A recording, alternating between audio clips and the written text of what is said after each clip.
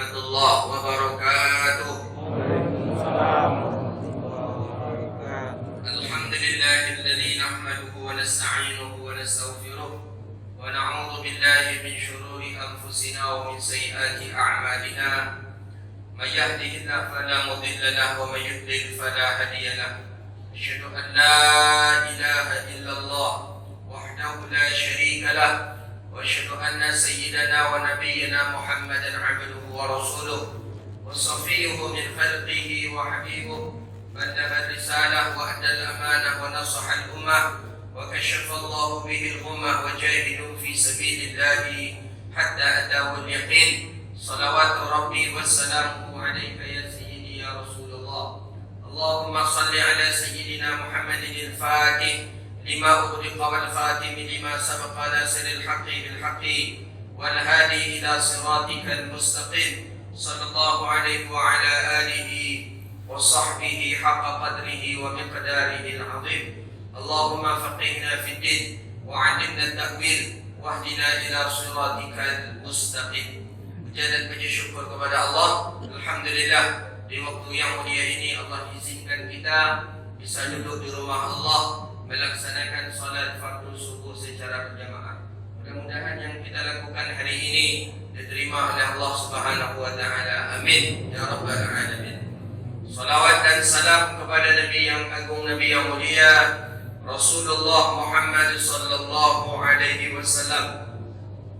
Allahumma salli wa sallim ala sayyidina Muhammadin tibbil qulubi wa dawaiha wa afiyatil abdani wa shifaiha wa nuril absari wa diyaiha wa ala alihi wa ashabihi bi'adadin kulli ilmillah ya rabbal alamin.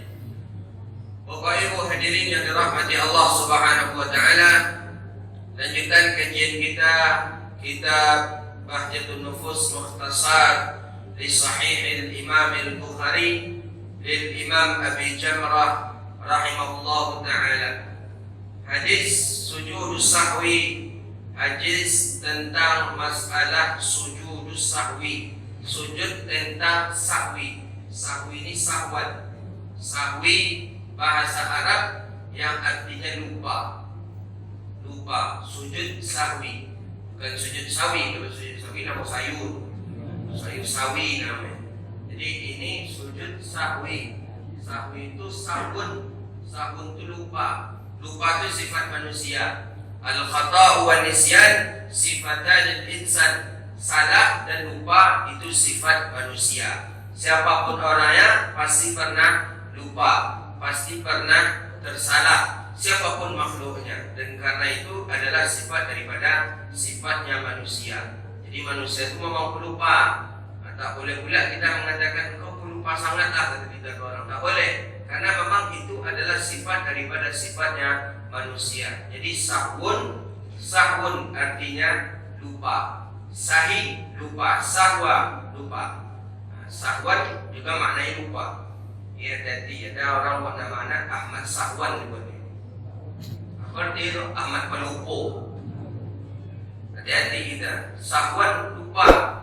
Sahwi lupa, Sahwan juga lupa. Jadi membuat nama orang, hati-hati kita jangan sampai mengarti dari artinya itu jadi.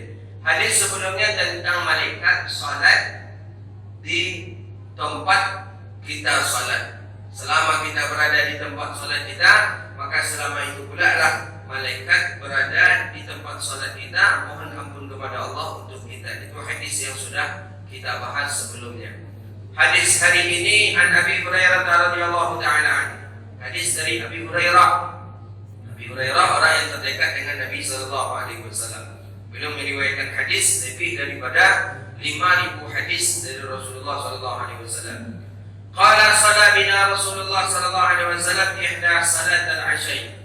Kami salat bersama Rasulullah sallallahu alaihi wasallam daripada salah satu salat dua isya. Maksudnya antara maghrib atau isya, atau antara isya dengan salat-salat yang lainnya.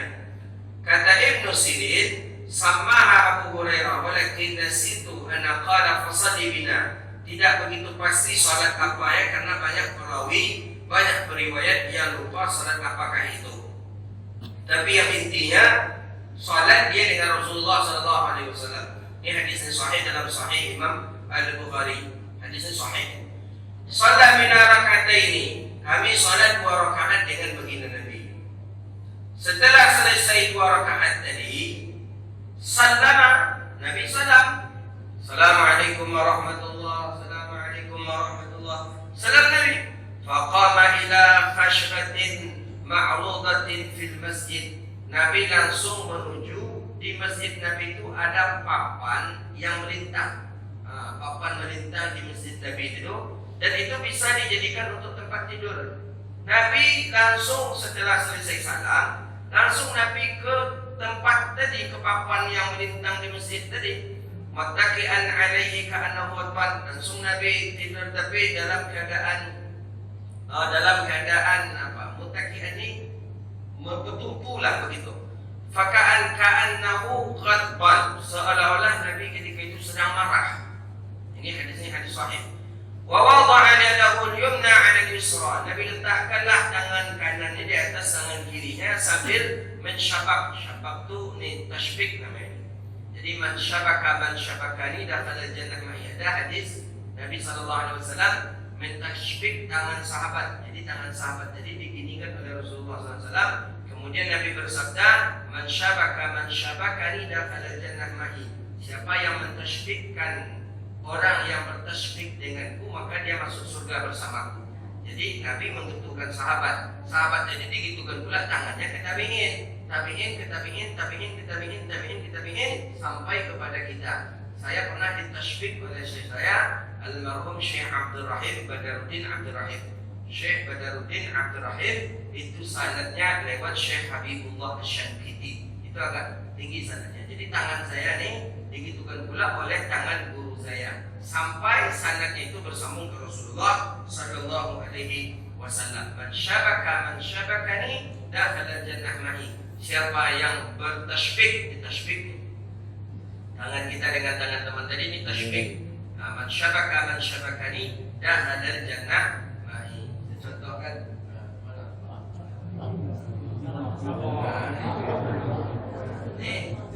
ini tasbih namanya. Saya ijazahkan atau man syabakani dakhala jannah ma'i. Aja suka saya ijazahkan, terima. Nanti ada ijazahnya tertulis sampai ke Rasulullah SAW. Itu yang hadis. Jadi hadis itu bukan dapat di bareng kopi, enggak. Bukan dapat makan lontong dan cacang kambing apa. Jadi itu hadis. Jadi hadis itu bitalaqi. Hadis itu dengan berguru. Tak bisa kita membaca hadis saja kemudian kita paham, tidak bisa. Siapapun kenal ulama-ulama hadis pasti punya guru. Imam Bukhari yang hebat punya guru. Imam Muslim yang hebat punya guru. Yang antaranya nih Ibnu Sirin, ini kan guru-guru daripada guru-guru orang-orang yang mulia. Imam Syafi'i punya guru, Imam Malik punya guru. Itu hadis. Jadi kalau ada orang mengatakan kami ahli hadis, kami berhadis, tapi kami otodidak dengan membaca kitab saja, itu bohong. Man la syaikha fa syaitanu syaikhuhu. Orang yang tak punya guru maka dikhawatirkan syaitanlah gurunya. Mesti guru. Jadi kalau ada orang mengatakan hadis itu bisa saja, beli buku terjemahannya baca sendiri, paham kita. Enggak. Maka hadis itu bitalaqi. Siapa? Coba kenal ulama-ulama hadis, pasti semuanya berguru membaca hadis Nabi. Jadi hadis itu salah satu. Hadis itu Quran dan tak bisa dengan kita otodidak. Mesti berguru bitalaqi. Kalau kita tidak dengan talaqi, dikhawatirkan nanti kita tak berjumpa atau berbeda pemahaman yang kita pahami dengan pemahaman yang ada di menurut para ulama. Contoh, ada dalam Sahih Bukhari, tak pernah saya ceritakan tidak. Dalam Sahih Bukhari ada satu bab istahabbul halqata majlis zikri. Jadi bab dianjurkan kita menghadiri halaqah majlis zikir. Bacaan zikir itu dengan kasrah la zikir. Bab tentang dianjurkan kita hadir halaqah itu keliling. Halaqah itu keliling majlis zikri, tempat zikir. Jadi kita dianjurkan menghadiri tempat majlis zikir. Kalau tak guru itu bisa salah baca. bab disunahkan halqah itu keliling majlis tempat dihilangkan saja zal tadi dirubah ke atas zakar. Zakar apa itu zakar? Kemaluan. Nah, kalimat yang zikir kalau salah baca tidak bisa artinya zakat. Bab dianjurkan kita duduk di majelis zakar. Itu adalah berada di dalam. Makanya tujuan daripada itu talaqi yang berhadapan antara murid dengan syekh, itulah adanya ijazah riwayat dan lain sebagainya. Syekh Albani di situ yang tak berjumpa oleh para ulama. Syekh Albani tidak memiliki guru dalam meriwayatkan hadis. Syekh Albani ada beliau ditugaskan ke suatu maktabah di pustaka. Beliau rajin ada tahu ke pustaka itu mengolah hadis. Beliau baca hadis sendiri, beliau salin, beliau tengok lagi, beliau salin, beliau tengok lagi, beliau salin. Itulah Syekh Albani dibesarkan oleh orang-orang Salafi hari ini. Hadis disahihkan oleh Syekh Albani. Syekh Albani coba cek siapa guru-guru daripada gurunya Syekh Albani. Terkenal Syekh Albani itu dulu tukang jam, ditugaskan di pustaka. Masuklah ke pustaka, ditulis pula. Dibaca kitab hadis, ditulis pula. Ditulis kitab buku belum. Cari lagi, ditulis pula. Makanya banyak hadis yang di kitab beliau yang ini beliau sahihkan. Di kitab beliau yang lain beliau dhaifkan, padahal hadisnya sama. Kok bisa? Begitulah karena keteledoran dalam belajar. Makanya Syekh Said Mamdouh punya 3 kitab tentang Tanaqud Albani fi ahadits sihhati wal ghilah. Ratusan hadis yang Syekh Albani salah dalam hukum penilaian. Satu hadis seperti hadis kita ini, dalam riwayat yang lain Syekh Albani umpamanya mengatakan sahih, dalam kitab beliau yang lain mengatakan dhaif, padahal hadisnya sama, riwayatnya sama. Kok bisa? Karena tadilah tengok di kitab ini hadis sahih, ini sahih. Yang kitab lain rupanya hadisnya dhaif, kitabnya dhaif. Begitulah dia. Jadi mesti berguru. Karena kata Imam Malik tadi, man la syekha fa syaitanu syekhuhu. Orang yang tak punya guru maka syaitanlah gurunya. Begitu juga kata-kata guru daripada gurunya Imam Al-Bukhari rahimahullah. Laulal isnad, kalau bukan karena sanad, karena berguru, maka orang akan berbicara sekeenak hatinya saja. Jadi maka oleh karena itu Allah takdirkan kita duduk di majelis ilmu. Mudah-mudahan setidaknya kita dapat keberkahan duduk di majelis ilmu ini, insyaallah. An Abi Hurairah, orang yang tak pernah tertinggal sedikit pun belajar dengan Rasulullah SAW. Jadi Nabi dalam keadaan ghadban, Nabi dalam keadaan marah, nampaknya tangan Nabi kashfah, Nabi tashbih antara tangan kiri tangan kanan. Ada mengatakan seperti ini. Wa wada'a khiddahu, kemudian Nabi letakkanlah pipinya yang kanan di punggung tangan kiri. Macam ini Nabi SAW. Tashbih ini dia Nabi letakkan pipi yang kanan di punggung tangan yang kiri.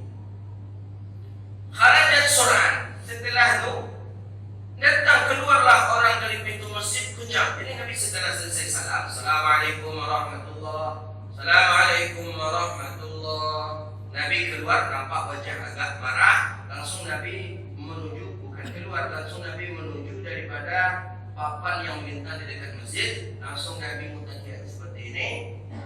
Kemudian ramai orang keluar pintu masjid. Faqalu Abu Sirti salat. Banyak yang mengatakan, ya Rasulullah, tadi kita salat itu memang disengaja meringkaskannya atau macam mana? Dari 4 kok 2 saja. Itu disengaja atau macam mana? Fi qaumin Abu Bakar, di rombongan itu ada Abu Bakar, ada Umar. Apa? Nabi diam saja, kalimah Nabi diam saja, tak berbicara. Datanglah seorang laki-laki fi yadayhi tul yuqalu dzul yadaini. Laki-laki yang tangannya agak panjang, orang-orang memanggilnya dzul yadaini. Dzul yadaini yang memiliki 2 tangan. Jadi boleh kita memanggil orang dengan dzul yadaini, boleh. Dzul yadaini itu yang punya 2 tangan. Memang tangannya 2 kan? Ya rijlaini, boleh, tak apa-apa. Kita memanggilnya ya rijlaini, yang punya 2 kaki, boleh. Ya ra'sun, yang punya 1 kepala, boleh, tak apa-apa. Atau yang kita panggil ya ainaini, yang punya cik itu tak boleh. Ya udhun, yang punya cik terima, yang punya terimanya dulu. Ini tak boleh. Atau umpamanya dia anfunailun, hidungnya yang patah, hidungnya yang bengkok, itu tak boleh. Tapi kalau memanggil seseorang dengan yang apa yang ada pada tubuhnya, boleh. Ya ainaini, orang yang punya dua mata, zul uzunaini, yang punya dua telinga, boleh. Nah ini sahabat ini dipanggil oleh sahabat-sahabat yang lain dengan zul yadaini. Ya zul yadaini, yang punya dua tangan. Kala berkata zul yadaini ke Rasulullah, ya Rasulullah, datang dia ke Rasulullah sedang macam ini tadi di dekat papan tadi. Al-qusirta salat, ya Rasulullah, engkau sengaja meningkaskan salat tadi atau lupa ya Rasulullah? Macam mana ya Rasulullah? Kala, baru dijawab Nabi.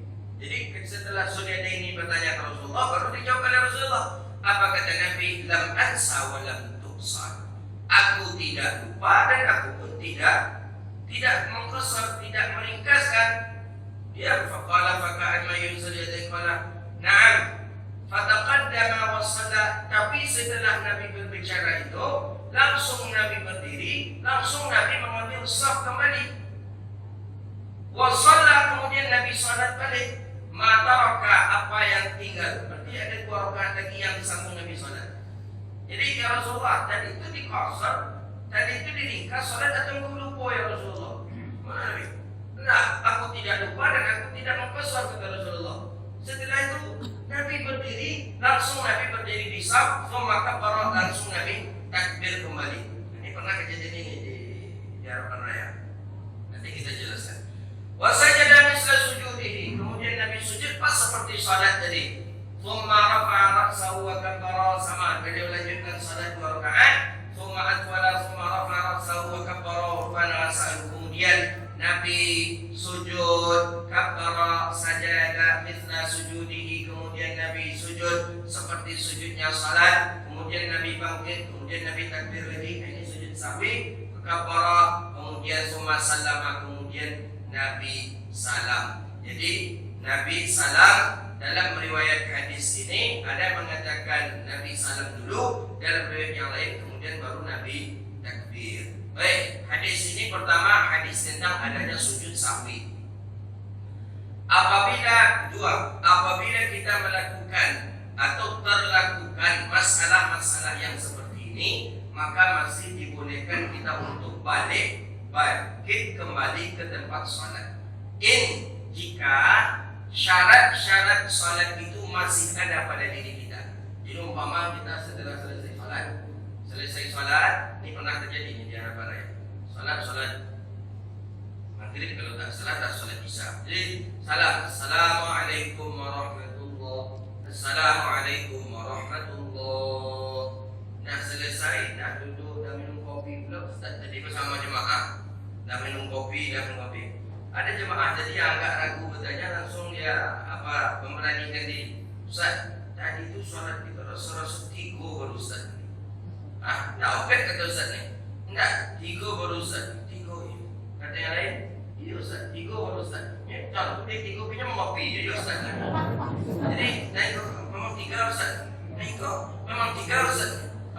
Langsunglah Ustaz tadi berdiri di tempat dia, Ustaz imamnya langsung berdiri di tempat sholat tadi. Nah minum kopi tadi kan nengok aja Ustaz tu nak jadi dia Ustaz tu dia nyala. Dia langsung pula dia duduk aja ditengok saja. Jadi kalau begitu macam mana? Ustaznya bertanya ke saya. Jadi bagaimana dengan kasus seperti ini Ustaz, kata dia? Ini banyak perkara yang sudah lama Ustaz, kata saya. Pertama, jemaah ini dah minum kopi. Yang kedua, jemaah ini sudah batal apa belum wudunya? Sudah batal apa belum? Karena melakukan sesuatu perkara yang membatalkan salat, kalau itu sedikit masih boleh dimaafkan. Apa contohnya? Nabi berbicara dengan sahabat tadi, Ambusir tak salat, karena Nabi belum ada minum, belum ada makan minum kan jelas membatalkan salat. Tapi berbicara sedikit yang ada hajat di dalam salat itu tidak masalah atau tidak membatalkan daripada salat kita. Buktinya ini dia dalilnya. Tapi ini pada keadaan juga tak bisa pula kita memakai terus menerus ini. Umpamanya hajat, umpamanya seperti orang Arab bilang hajatnya mengangkat handphone, bunyilah handphone. Bunyi handphone ini pemahaman orang Arab, saya tak bisa terima pemahaman seperti itu. Bunyi handphone, bunyi dia lecet, dia matikan, dia silentkan. Bunyi lagi, dia silentkan. Bunyi lagi, dia angkat, ini dia nanusali, aku sholat, dia nanusali. Jadi kata mereka boleh berbicara sedikit di dalam sholat karena ada hajat. Jadi itu hajatnya kan sembahyang bersemayam. Untunglah yang sampai dia tunggu sholat kan mandi usut sholat kan. Kalau dia suruh dipilih kan beli minyak kedua. Lama lah, pas lama bangun tidur jadi dia bangun tidur kurang rumah punya. Ayo ikut mandi bersemayam sudah dengan. Nah, tidak ada hajat seperti itu. Hajatnya dibolehkan berbicara sedikit dalam sholat. Nah inilah dia qadiyahnya. Jadi boleh ketika kita keluar daripada salat, kemudian ada yang mengingatkan. Tapi yang mengingatkan ini mesti harus ramai. Maksudnya tidak cukup kepada 2 orang saja. Jadi sudah ada Abu Bakar yang mengingatkan, sudah ada Umar yang mengingatkan. Tapi Nabi belum juga. Tapi datanglah Zulyadaini. Datang Zulyadaini mengingatkan Rasulullah. Barulah Nabi ketika itu berdiri dan langsung Nabi melanjutkan salat dan yang lain pun mengikut ke Rasulullah sallallahu alaihi wasallam. Itu kedua. Yang ketiga, salam sahiyan. Salam dalam keadaan lupa la yakhruju minas salat, itu tidak keluar dari salat. Apa umpamanya salam lupa kita? Seperti Nabi ini lupa dalam bilangan salam, atau kita di rumah umpama salat di rumah seperti ya tahun Ramadan sebelum ini. Ya kita salat di rumah. Salam, assalamualaikum warahmatullahi, assalamualaikum warahmatullahi. Setelah itu kata istri, bang salat kita kurang bang, kata istri kepada kita. Kemudian anak bilang, iya, kata anak satu lagi, iya kurang. Maka ketika itu boleh kita langsung salat melanjutkan berdiri kembali. Begitu. Tapi jangan diajak berbual juga pula lagi. Dia ni berapa kurang lagi? 2, perasaan cieknya katanya. 2 bang kata dia. 1 cuma kata. 2 lah banyak lebat-lebat macam itu tu kata salat kita. Ini tidak banyak kalam lahwi, tak banyak. Kalam lahwi kalimat-kalimat yang tidak guna, tidak banyak kita mengucapkannya. Yang keempat adalah imam yarji' li kalamin jamaah, la yarji' li kalamin wahid.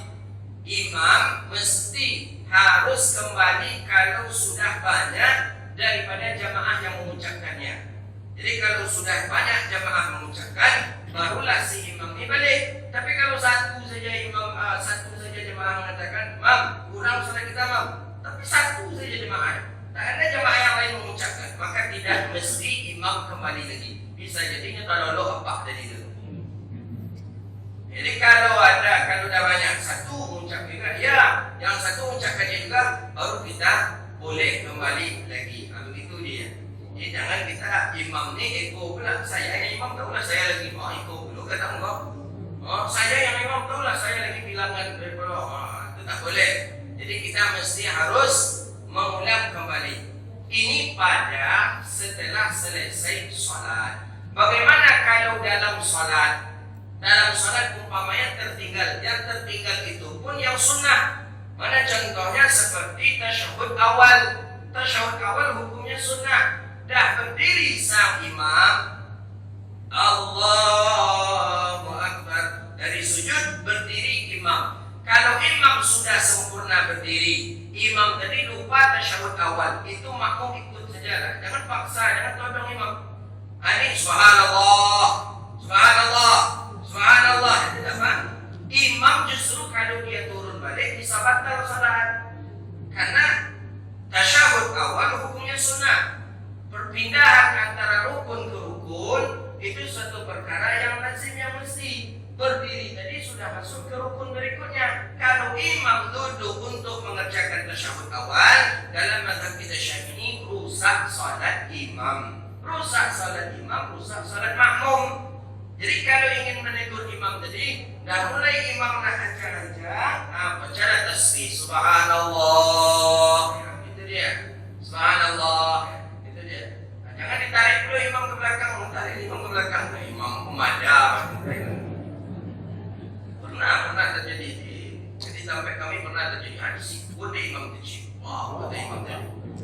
ditariknya imam, dianggapnya imam itu tak mau mendengar ucapan dia, pas dia di belakang imam. Makanya ditariknya imam, pas diam dari imam tinggal siku sedikit.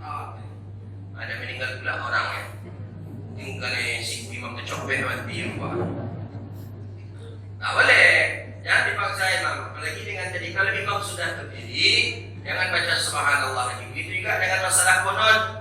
Qunut umpama imam lupa sami Allahu liman hamidah rabbana lakal hamdu mil'us samawati wa mil'ul ardh. Allahu akbar. Kalau sudah separuh pergerakan, sudah melipat lututnya, jangan baca subhanallah lagi. Tapi kalau sudah mulai dia nak turun tadi, tak apa-apa, masih tahap nak ruku baru seperti tahapan seperti ruku gerakannya, maka boleh kita membaca subhanallah. Begitu dia. Ini kata ulama, adalah imam yang bahwa imam mesti kembali dia dengan ucapan jamaah yang banyak itu kalau dia setelah selesai daripada salat. Kemudian yang kelima, dalilu ala tasdiq ahli al-fadl bima fa'alu liman lam ya'lam ahad. Jadi yang kelima daripada fawaid hadis ini adalah maraja'atu sayyidina Nabi sallallahu alaihi wasallam bizalikal adab. Kenapa Nabi mendengar kalimatnya Dzul Yadaini tadi? Kenapa? Padahal Abu Bakar sudah menyebutkan, Umar sudah menyebutkan, tapi Dzul Yadaini yang didengar oleh Rasulullah itu bagian daripada satu kemuliaan. Sehingga jangan orang-orang nanti beranggapan Umar dan Abu Bakar saja ternyata yang didengar oleh Rasulullah. Kita tak didengar Nabi. Makanya Nabi tunggu ketika Dzul Yadaini mulai berbicara, barulah Nabi pun mulai berdiri. Begitu dia. Ya, ini tergantung kepada situasi kondisi kita lah. Begitu dia. Jadi jangan nanti kita sudah sempat pula minum teh dan sempat pula makan mandi dulu, kita baru sampai orang. Pak, tadi surat apa tidur Pak, kurang sih kata ini ya, iyo katanya. Itu tak bisa balik tadi langsung takbir tak. Itu mesti namanya iadah salat. Itu ada iadah salat, itu dibolehkan dalam pandangan Islam. Apa contoh iadah salat? Iadah salat itu mengulang daripada salat. Seperti contoh salat Jumat. Salat Jumat boleh iadah dengan zuhur balik setelah salat Jumat. Boleh. Dalam mazhab Syafi'i hukumnya sunnah. Dalam pendapat mazhabnya Imam Ghazali dalam mazhab Syafi'i, dalam kitab Bughyatul Mustarsyidin justru mengatakan hukumnya wajib kalau seandainya dikhawatirkan tidak memenuhi syarat 40 ahli Jumat.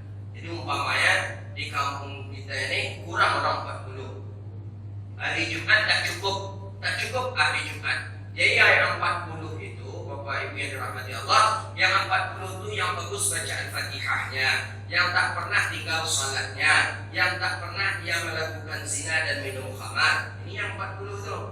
Nah, tapi kalau yang 40 itu di dalamnya ada orang fasik, ada orang jahil, ada orang alim, maka dalam mazhab kita Syafi'i, Jumat itu juga belum terangkat. Terangkat maksudnya Jumat belum juga sah. Maka oleh karena itu setelah selesai salat Jumat diadakanlah balik iadah salat zuhur. Kenapa kita tak langsung zuhur saja Ustaz? Karena kita melakukan Jumat memakai pendapat yang boleh salat Jumat kurang dari 40. Kenapa kita memakai salat zuhur? Karena dikhawatirkan nanti Jumat kita tidak sah, maka kita dengan salat zuhur. Begitu dia. Maka oleh karena itu banyak sampai hari ini datanglah Bapak Ibu ke Aceh. Di Aceh itu setelah salat Jumat ada lagi iadah salat zuhur namanya. Dalam kajian kita dibolehkan dan itu dianjurkan karena dikhawatirkan tidak syarat sah daripada sahnya Jumat. Nanti ada pembahasan kita insyaallah. Jadi begitu dengan salat kita ini.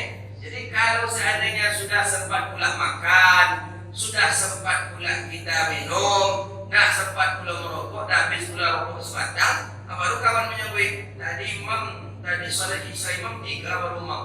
3 baru, ya datang mana lagi? Iya Mam, itu tak bisa mati nabi rokok langsung ke masjid takbir, itu tidak bisa. Jadi bagaimana caranya? Iadah salat kita, itu maksudnya. Kemudian Nabi lupa. Apakah memang itu suatu kehinaan, kekurangan untuk Nabi lupa nih itu karena Nabi ini itu berarti kurang, Nabi saja lupa. Berarti Nabi ini ada kekurangannya, seperti itu kah? Enggak, bukan. Nabi lupa itu ada dua hikmah. Hikmah yang pertama karena menunjukkan kepada kita bahwa Nabi itu bersyariah, bahwa Nabi itu memang manusia seperti kita. Maka tidak ada alasan kita untuk tidak mengikuti Nabi, karena Nabi sama seperti kita. Nabi makan, kita makan. Nabi menikah, kita menikah. Memang a'rad bersyariah yang sama dengan kita itu kebiasaan Rasulullah sama dengan kita. Nabi makan, Nabi menikah, Nabi punya anak. Ini a'rad bersyariah, sifat sehari-hari Rasulullah itu sama dengan kita. Maka kadang-kadang Nabi juga lupa. Kalau seandainya Nabi dari kalangan jin atau Nabi dari kalangan malaikat, banyak alasan kita. Takkan mungkin kita bisa mengikuti Nabi Muhammad karena Nabi itu jin. Tak bisa kita mengikuti Nabi Muhammad itu dia malaikat. Maka oleh karena itulah Nabi tidak diciptakan dari kalangan jin, Nabi tidak diciptakan dari kalangan malaikat, tapi Nabi diciptakan dari kalangan seperti kita. Apakah aib Nabi itu pelupa? Tidak aib Nabi pelupa, karena memang Nabi a'rad basyariyah, manusia yang basyarnya sama seperti kita. Hikmah yang kedua, kenapa Nabi ini lupa? Karena itu keinginan Allah. Untuk apa? Untuk yu'alliman nas, untuk mengajari kepada manusia, kepada kita, kalau terlupa dalam salat bagaimana caranya. Itulah untung Nabi lupa. Jadi lupa Nabi itu memang sudah dikehendaki oleh Allah, memang sudah keinginan Allah. Kalau Nabi lupa dalam salat, berarti kita itulah yang akan kita lakukan. Jadi kalau kita pun tersalah dalam salat, bagaimana caranya? Tengok Nabi pernah lupa dalam salat. Jadi Nabi lupa itu bukan Nabi itu orangnya lemah, bukan Nabi itu aib, bukan. Tapi lupa dari Rasulullah itu karena itu dikehendaki Allah. Fungsinya apa? Untuk mengajari kepada kita. Itu dia. Jadi jangan sama kita seperti orang liberal. Muhammad itu banyak aibnya. Muhammad itu salatnya tak khusyuk. Muhammad itu salatnya lupa. Sekarang baca Al-Muluk sering Muhammad tadi salah. Dalam jumlah bilangan salat Muhammad juga salah. Maka itulah ada sujud sahwi. Jadi hadis sujud sahwi ini senjata bagi orang-orang liberal, bagi orang-orang ahli sunnah menghina Rasulullah. Jadi untuk apa kita mengikut orang yang punya aib? Yang akan kita ikut itu orang yang sempurna. Muhammad tidak sempurna, Muhammad punya aib, kata orang liberal dengan orang-orang orientalis. Jawabannya macam mana? Nabi pernah lupa, tapi lupa Nabi itu dikehendaki oleh Allah. Untuk apa? Untuk mengajari kita semua. Itu perlu jawabannya itu. Nanti jumpa kita dengan profesor-profesor orientalis ini yang agak liberal ini. Kita di Rio banyak nih. Hadis tentang sujud sahwi ini banyak dijadikan senjata untuk menghina Rasulullah. Nabi pernah lupa, iya, tapi Nabi lupa itu bukan aib bagi diri Nabi, bukan itu suatu hal yang cacat bagi diri Rasulullah, tapi Nabi lupa itu dikehendaki oleh Allah agar nanti kita lupa dalam salat. Bagaimana cara mengikuti salat, bagaimana cara melanjutkan salat, maka tirulah dari gaya Rasulullah sallallahu alaihi wasallam. Itu dia. Yang ketujuh, apa faedah dari hadis ini? Falyubayyin adad yakin. Maka setiap ada masalah, maka hendaklah kita minta tabayyun. Itu penting. Jadi sahabat tadi datang ke Rasulullah Suryadaini, katanya, ya Rasulullah, engkau mengqashar salatkah atau lupa ya Rasulullah? Itu perlu tabayyun. Jadi kalau nampak ada satu kesalahan di diri seseorang, kita dianjurkan tabayyun dulu. Jangan langsung menuduh, jangan langsung menjus kita. Kita kan langsung menuduh. Saya mungkin ada salah, banyak masalah di dia ini duit ini apa ini. Tak boleh. Itu langsung menuduh kita. Nampak sesuatu kesalahan pada diri kaum muslimin, maka kita mesti minta tabayyun namanya. Maka itulah di dalam Al-Quran, idza ja'akum fasiqun binaba'in fatabayyanu. Kita mesti minta tabayyun dulu, tanya baik-baik dulu. Itu dia. Jadi jangan kita menjus langsung saja, tak boleh. Saya masih ingat ketika jemaah umrah yang ketika itu lewat lewat Malaysia. Jadi ini akan masuk nih, waktu zuhur akan masuk. Sedangkan kita mesti harus masuk ruang tunggu. Jadi jemaah nih ada yang agak fanatik sedikit, kata dia, kita sholat di luar saja baru masuk. Kalau kita masuk nanti nggak ada yang kita sholat, kata dia. Terlambat kita, pada terlambat itu cuma setengah jam. Kata saya yang sebagai ketua rombongan mutawif, kata saya kita sholatnya jemaah semuanya nanti di ruangan tunggu. Masuk dulu kita, karena masih banyak proses ini. Cek paspor, stempel, jawazat, visa. Nanti antrian kita di jawazatnya, antrian kita nanti di imigrasi. Lama nanti kita sholat di dalam saja. Jadi adalah 5 orang, 2 suami istri, kemudian 3 anaknya. Nah, kami sholat di sini saja. Sebentar lagi waktu masuk kita mesti harus masuk ruang tunggu. Enggak, kita sholat di dalam saja, Pak. Enggak, ini apa ini, kata dia ke saya. Langsung dia ke saya. Ini apa nih? Ini mutawif apa nih?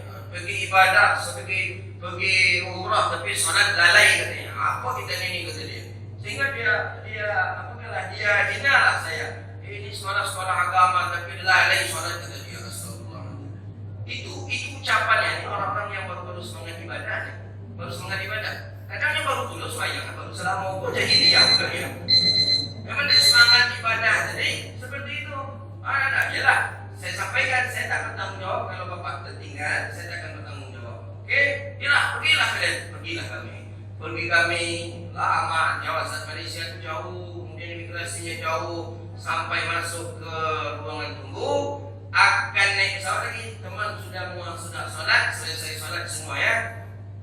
7 menit lagi akan masuk pesawat. Sudah dibuka, sudah di ruang tunggu. Sudah mulai satu persatu masuk. Yang 5 orang jemaah tadi belum nampak. Mana ada di mana ini? Tak nampak juga. Setelponlah orang di Malaysia yang sebagai partner kerja di sana. Tolong dicari ini jemaah tadi pergi sholat ini. Dicari. Rupa jemaah pun tak tahu sampai di mana masuk rupanya. Jadi putar-putar lah selalu itu putar. Lah diimbau dan orang bandara dipanggil itu. Nama sebulan. Pesawat akan berangkat. Itu panggilan yang kedua. Dia belum juga nampak. Dia akhirnya, tolong Ustaz, ini dah nampak ini dari depan nih orang ini sama kita ini. Saya sampaikanlah, mohon-mohonlah kita ke pihak maskapai. Tolong, dia sudah ada dan akan menuju di sini. Tolong. Apalagi dimarahi oleh orang maskapai. Saya pun sampaikan. Kalau masih percaya dengan saya, silakan ikut. Tapi kalau tidak, elok dari sekarang sebutkan saja. Elok dari sekarang, setelah dia kalau memang tidak. Jadi kata anaknya, ikut aja Ustaz ini, Pak, kata anaknya. Pak Ustaz ini lagi, kenapa juga tadi marah dia ke anaknya. Datang pula istrinya. Kami ikut Ustaz aja lah, abang ini terserah dia pula lah. Jadi rupa Ustaz itu kalau tak sosak-sosak, jadi nggak ada apa-apa kan? Abang ini terserah dia aja Ustaz. Kami ikut Ustaz aja lah, kami ikut rombongan yang banyak aja lah. Akhir suaminya ikut juga dengan kita. Jadi mencus itu tak boleh. Fatabayyanu. Orang bukan tak mau sholat, orang bukan tak ingin melakukan ibadah, ingin cuma menengok situasi dan kondisi. Itu penting itu. Tengok situasi, kondisi. Nabi saja tidak begitu pinci Rasulullah SAW dalam masalah ibadah. Nabi tidak begitu pinci. Sehingga Nabi mengatakan kita salatnya nanti di Bani Quraidah, kata Rasulullah SAW. Padahal waktu sudah masuk itu.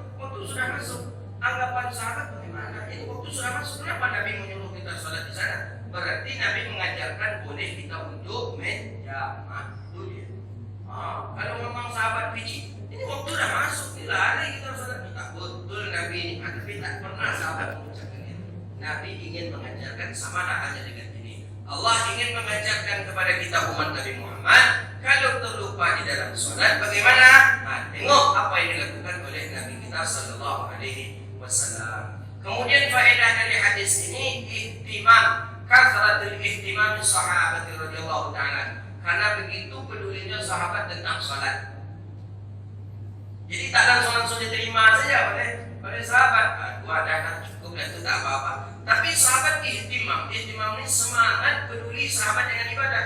Sampai ditanyakan Rasulullah, awak tadi sembahyang buahnya Rasulullah.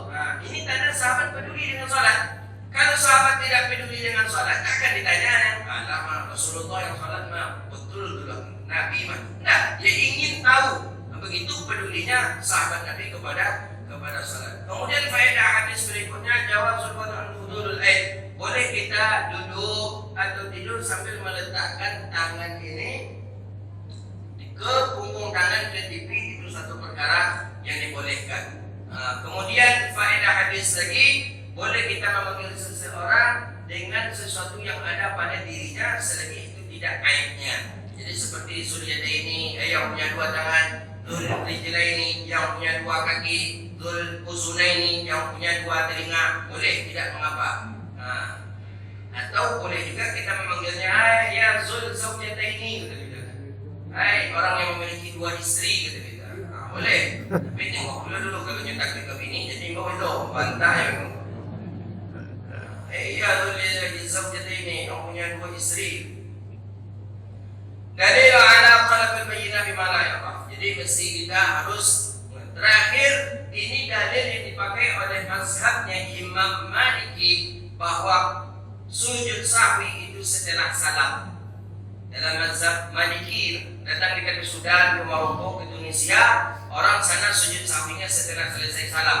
Bil alamin innaka Hamidum Majid. Assalamualaikum warahmatullahi. Assalamualaikum warahmatullahi. Allahu Akbar. Itu sujud sahwi. Itu mazhabnya Maliki. Kalau mazhab kita Syafi'i, sujud sahwi kapan? Sebelum salam. Fil alamin innaka Hamidum Majid. Sebelum salam sujud dua kali, sujud dengan memakai takbir Allahu Akbar, kemudian sujud dua kali, itu sujud sahwi. Jika seandainya kita lupa, tertinggal tasyahud awal atau tertinggal kunut setelah selesai salam, Assalamualaikum warahmatullahi, Assalamualaikum warahmatullahi, mestinya tadi sebelum salam kita sujud sahwi. Bolehkah kita sujud sahwi setelah salam tadi? Boleh. Nah, inilah pendapat dari mazhabnya Imam Maliki, dan itu ada di hadis Nabi sallallahu alaihi wasallam. Jadi dalam mazhab Syafi'i, kalau terlupa sujud sahwi sebelum salam, maka boleh sujud sahwi setelah salam. Nah, itulah hadis daripada hadis yang kita baca hari ini, insyaallah. Minggu depan insyaallah hadis tentang sutra. Ini memakai sutra itu bagaimana hukumnya, itu hadis ke-31 insyaallah yang akan kita bahas besok.